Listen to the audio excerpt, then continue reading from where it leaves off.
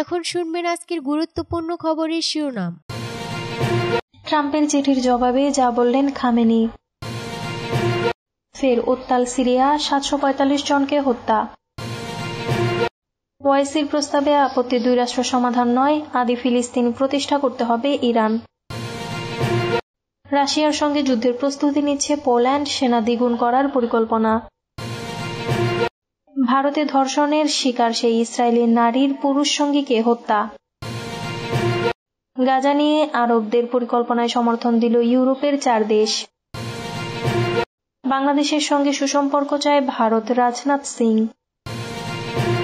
ট্রাম্পের চিঠির জবাবে যা বললেন খামেনি। তেহরান কখনোই যুক্তরাষ্ট্রের চাপের কাছে নতি স্বীকার করে আলোচনায় বসবে না বলে ঘোষণা দিয়েছেন ইরানের সর্বোচ্চ নেতা আয়াতুল্লাহ আলী খামেনি। মার্কিন প্রেসিডেন্ট ডোনাল্ড ট্রাম্প শুক্রবার দাবি করেন তিনি ইরানের শীর্ষ নেতৃত্বের কাছে একটি চিঠি পাঠিয়েছেন পরমাণু চুক্তি নিয়ে আলোচনা করার জন্য। এরপর শনিবার খামেনি এই কথা বলেন। ফক্স বিজনেসকে দেওয়া এক সাক্ষাৎকারে ট্রাম্প বলেন, ইরানকে সামাল দেওয়ার 2টি উপায় রয়েছে, সামরিক পদক্ষেপ অথবা একটি চুক্তি করা যাতে তারা পরমাণু অস্ত্র অর্জন করতে না পারে। এই প্রসঙ্গে ইরানের শীর্ষ কর্মকর্তাদের সঙ্গে এক বৈঠকে খামেনি বলেন, ওয়াশিংটনের আলোচনার আহ্বানের মূল লক্ষ্য হল নিজেদের শর্ত ইরানের উপর চাপিয়ে দেওয়া। খামেনি বলেন, কিছু শক্তিধর দেশ আলোচনা নিয়ে যেভাবে জোর দিচ্ছে তা আসলে কোনো সমস্যার সমাধান নয়। তাদের কাছে আলোচনা মানে নতুন নতুন দাবি তোলা। এটি শুধু ইরানের পরমাণু ইস্যু নিয়ে নয়, ইরান অবশ্যই তাদের শর্ত মেনে নেবে না।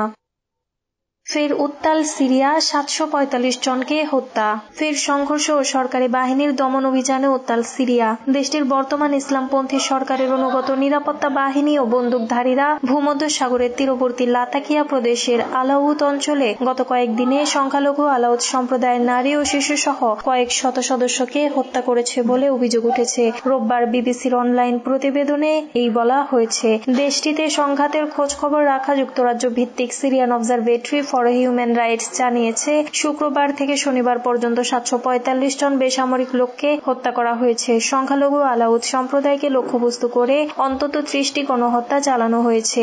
এসওএইচআর এর প্রধান রামি আব্দুল রহমান জানিয়েছেন, বৃহস্পতিবার থেকে সিরিয়ার আলাউইতিদের মূল এলাকা জাবলে বানিয়াস সহ আশপাশের এলাকায় ব্যাপক হত্যাকাণ্ড সংঘটিত হচ্ছে।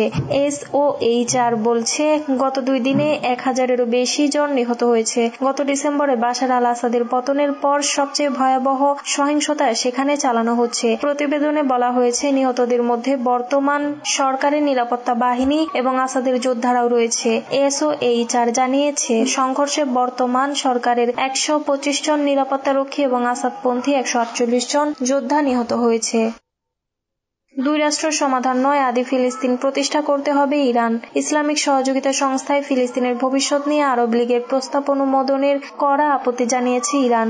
ওআইসি ঘোষিত 2 রাষ্ট্র সমাধান নয়, বরং আদি ফিলিস্তিনের রাষ্ট্র প্রতিষ্ঠার প্রতি সমর্থনের উপর জোর দিয়েছে তেহরান। শুক্রবার ওআইসি পররাষ্ট্রমন্ত্রীদের বৈঠকে ইরানের পররাষ্ট্রমন্ত্রী আব্বাস আরাকচি বলেন, 2 রাষ্ট্র সমাধানের বিষয়ে কিছু ভ্রাতৃপ্রতিম দেশের দৃষ্টিভঙ্গির প্রতি যথাযথ সম্মান রেখে ইরান মনে করে এই সমাধান ফিলিস্তিনি জনগণের অধিকার আদায় করবে না। আরাকচি ফিলিস্তিনের স্বার্থে ইরানের সরকার ও জনগণের আপোষহীন সমর্থনের উপর জোর দেন। তিনি বলেন, আমাদের মতে ফিলিস্তিনের সকল আদি বাসিন্দার প্রতিনিধিত্বকারী একটি গণতান্ত্রিক রাষ্ট্রই একমাত্র কার্যকর সমাধান।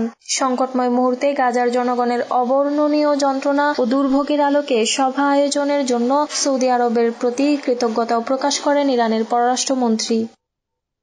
রাশিয়ার সঙ্গে যুদ্ধের প্রস্তুতি নিচ্ছে পোল্যান্ড, সেনা দ্বিগুণ করার পরিকল্পনা। রাশিয়া ইউরোপের জন্য হুমকি। মস্কো 3 থেকে 4 বছরের মধ্যে ইউক্রেনের চেয়েও বড় একটি লক্ষ্যবস্তুর বিরুদ্ধে পূর্ণ মাত্রায় অভিযান শুরু করতে পারে। তাই ন্যাটোর পূর্বাঞ্চলীয় সীমান্ত রক্ষার জন্য পোল্যান্ডকে ঘাঁটি হিসেবে কাজ করতে হবে। স্থানীয় সময় শুক্রবার পার্লামেন্টে ভাষণকালে পোল্যান্ডের প্রধানমন্ত্রী ডোনাল্ড টাস্ক এমনটাই বলেছেন। তিনি দেশের সেনাবাহিনীর আকার দ্বিগুণেরও বেশি করে 5 লাখে উন্নীত করার পরিকল্পনা প্রকাশ করেন। সেই সঙ্গে পোল্যান্ডকে ভবিষ্যতের যুদ্ধের জন্য প্রস্তুত থাকতে জোর দেন। টাস্ক রাশিয়ার সেনাদের সঙ্গে নিজেদের তুলনা করে বলেন, আমরা পোল্যান্ডে 250,000 সৈন্যের প্রয়োজনীয়তার কথা বলছি। পোল্যান্ডের বর্তমান সশস্ত্র বাহিনীর সংখ্যা প্রায় 2 লাখ। তিনি জানান, সরকার এমন একটি আইন প্রণয়ন করছে যার মাধ্যমে পোল্যান্ডের প্রতিটি প্রাপ্তবয়স্ক পুরুষকে রাশিয়ার সঙ্গে সম্ভাব্য যুদ্ধের জন্য প্রস্তুত হওয়ার জন্য বড় আকারের সামরিক প্রশিক্ষণ নিতে হবে। পলাশী প্রধানমন্ত্রী বলেন, আমরা এই বছরের শেষ নাগাদ একটি মডেল প্রস্তুত করার চেষ্টা করব যাতে পোল্যান্ডের প্রতিটি প্রাপ্তবয়স্ক পুরুষ যুদ্ধের সময় প্রশিক্ষণ প্রাপ্ত হন, পোলিশ নারীরাও সামরিক প্রশিক্ষণ নিতে পারে। ভারতে ধর্ষণের শিকার সেই ইসরায়েলি নারীর পুরুষ সঙ্গীকে হত্যা। ভারতের দক্ষিণাঞ্চলীয় কর্ণাটক রাজ্যের হাম্পিতে বৃহস্পতিবার রাতে 2 নারী গণধর্ষণের শিকার হয়েছেন। অভিযুক্তরা তাদের সঙ্গে থাকা 3 পুরুষ পর্যটককে তুঙ্গভদ্রা নদীর খালে ফেলে দিয়ে নারীদের উপর হামলা চালান। ঘটনায় একজন পুরুষ সঙ্গী নিহত হয়েছেন এবং বাকি 2 জন বেঁচে আছেন, খবর বিবিসির। পুলিশ জানিয়েছে ধর্ষণের শিকার নারীদের মধ্যে একজন ইসরায়েলি পর্যটক এবং অপরজন ভারতীয় হোমস্টে। তারা 3 পুরুষ পর্যটক সহ হাম্পির সানাপুর এলাকায় একটি লেকের পাশে আকাশ পর্যবেক্ষণ করছিলেন। পুলিশ সুপার রাম আরাসিদি জানিয়েছেন 3 জন হামলাকারী মোটরসাইকেলে এসে প্রথমে পর্যটকদের কাছে পেট্রোলের খোঁজ করছিলেন। এক পর্যটক তাদের পেট্রোলের পাওয়ার পথ দেখিয়ে দেন।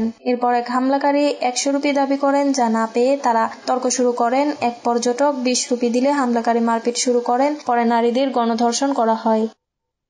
গাজা নিয়ে আরবদের পরিকল্পনায় সমর্থন দিল ইউরোপের 4 দেশ। ফিলিস্তিনের যুদ্ধবিধ্বস্ত গাজা শহর পুনর্গঠনের জন্য আরব সমর্থিত পরিকল্পনাকে সমর্থন করেছে ইউরোপ। শনিবার ফ্রান্স, জার্মানি, ইটালি, ব্রিটেনের পররাষ্ট্রমন্ত্রীরা এক যৌথ বিবৃতিতে এই ঘোষণা দেন। মন্ত্রীরা যৌথ বিবৃতিতে বলেন, এই পরিকল্পনা গাজার পুনর্গঠনের একটি বাস্তবসম্মত পথ দেখায়। এটি গাজায় বসবাসকারী ফিলিস্তিনিদের বিপর্যয়কর জীবনযাত্রা থেকে দ্রুত এবং টেকসই উন্নয়নের প্রতিশ্রুতি দেয়। মিশর প্রণীত এবং আরব নেতাদের গৃহীত পরিকল্পনাটি ইসরায়েল ও মার্কিন প্রেসিডেন্ট ডোনাল্ড ট্রাম্প প্রত্যাখ্যান করেছেন। তারা মধ্যপ্রাচ্যের রিভেরা বানানোর ওপর নিজস্ব দৃষ্টিভঙ্গি উপস্থাপন করেছে। 4টি ইউরোপীয় দেশের জারি করা বিবৃতিতে জানানো হয়েছে তারা আরব উদ্যোগের সাথে কাজ করতে প্রতিশ্রুতিবদ্ধ।